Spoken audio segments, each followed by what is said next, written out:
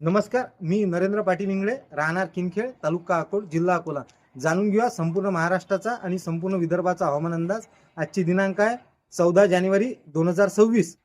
आज 14 जानेवारी आणि उद्या 15 जानेवारी असं 2 दिवस राज्यात काही भागात ढगाळ वातावरण तर काही भागात हलकासा पाऊस पडणार आहे. मग पाऊस हा नेमका कोणकोणत्या जिल्ह्यात असेल तर आज दिनांक 14 जानेवारीला आणि उद्या 15 जानेवारी असं 2 दिवस अहिल्यानगरच्या काही भागात, इकडे नाशिकच्या काही भागामध्ये आणि इकडे वाशिमच्या काही जिल्ह्यामध्ये, तसंच सांगली, सोलापूर, कोल्हापूरच्या काही भागात, अशा जिल्ह्यातील काही काही भागात हलकासा पाऊस राहील. संपूर्ण जिल्ह्यात पाऊस नसणार, पण काही काही भागात हलक्या पावसाच्या सरी तर काही ठिकाणी हलके पावसाचे थेंब पडतील.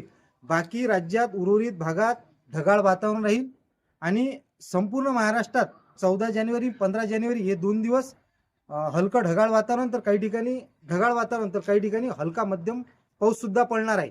तसेच परत 16 जानेवारी पासून परत थंडीला सुरुवात होईल.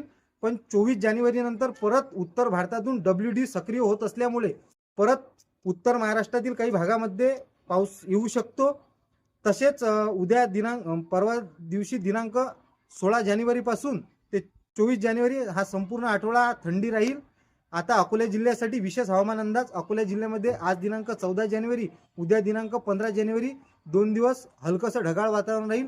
पाऊस काही अकोला जिल्ह्यात पडणार नाही. आता मी ज्या भागात राहतो तिथं वीट उत्पादन सर्वात जास्त घेतलं जातं, तर वीट उत्पादकांसाठी विशेष हवामान अंदाज. आपल्या भागात पाऊस येणार नाही, म्हणजे अकोला जिल्ह्यात संपूर्ण भागात कुठेच पाऊस पडणार नाही. आज आणि उद्या 2 दिवस ढगाळ वातावरण असेल. परत 24 जानेवारी नंतर हलकंसं हवामानात बदल होऊ शकतो. त्याचा अंदाज पुढील अंदाजात दिला जाईल. धन्यवाद.